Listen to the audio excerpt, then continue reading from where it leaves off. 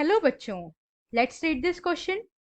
The question says read the following extract source carefully and answer the following question. हमारा question एक paragraph based question है जिसमें हमें paragraph को read करना है और नीचे दिए गए क्वेश्चंस का आंसर देना है।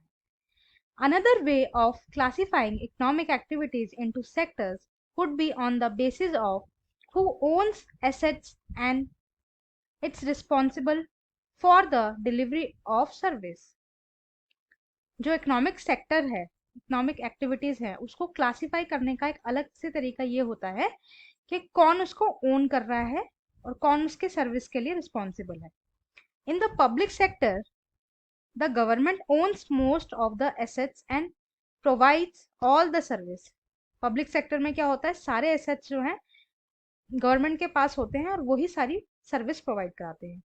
In the private sector, ownership of assets and delivery of services in the hands of private individuals or companies।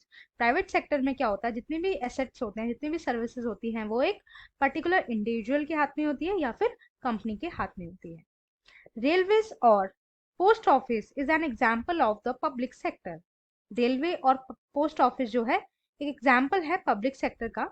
Where as companies like Tata iron steel company limited, TISCO और Reliance industry limited are privately owned. और जो टिस्को है और Reliance industrial limited है, ये दोनों ही एक private company है। आइए अपने क्वेश्चंस देखते हैं।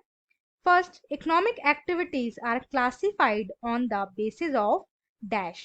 Option A area and availability, option B ownership and provisions of services, option C division of resources, option D level of income. आइए अपना आंसर देखते हैं। हमारे आंसर का की कॉन्सेप्ट है, there are two economic sectors, one is private sector and second is public sector. Economic में जो है दो सेक्टर्स होते हैं, एक होता है प्राइवेट सेक्टर, एक होता है public sector, right.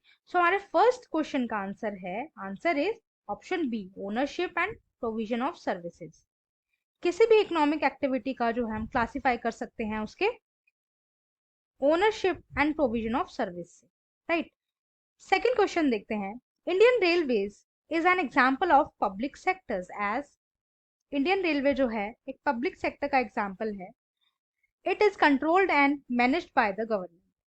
B it is an medium of public transport.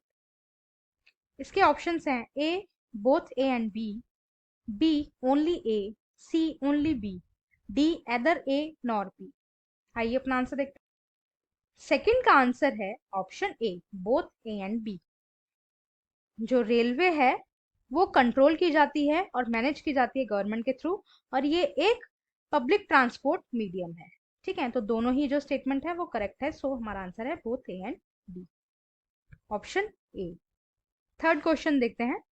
Match the following terms in column A with those in column B, choose the correct answer from the option given below. हमें column A को column B से match करना है। First Airtel, second post office, third profit, fourth welfare of the common people. Column B A public sector, B private sector. अब आइए इसको match करके देखते हैं। हम फर्स्ट एयरटेल को मैच करेंगे बी से, एयरटेल जो है एक प्राइवेट सेक्टर है।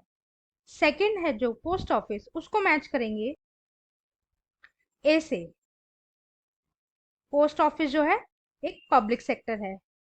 थर्ड प्रॉफिट, प्रॉफिट को मैच करेंगे बी से, यानी प्राइवेट सेक्टर। प्रॉफिट जो है प्राइवेट सेक्टर में कंसिडर किया जाता है। फोर वेलफेयर और द कॉमन पीपल को मैच करेंगे हम ऑप्शन ए से, पब्लिक सेक्टर। सो हमारा कौन सा ऑप्शन ऐसा है जो इन सबको मैच कर रहा है? सो हमारा ऑप्शन है ऑप्शन बी। फर्स्ट का बी, सेकंड का ए, थर्ड का बी एंड फोर्थ का ए, राइट। सो हमारा ऑप्शन है ऑप्शन बी एक करेक्ट आंसर। क्वेश्चन 4 देखते हैं। Which of the following is not a feature of public sector? इनमें से कौन सा जो है पब्लिक सेक्टर का फीचर नहीं है?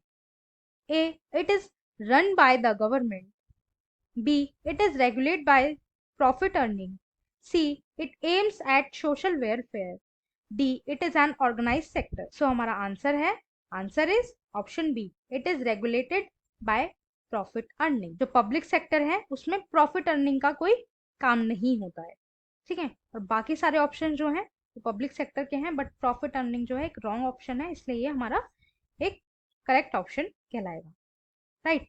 I hope you understood. Thank you and best of luck.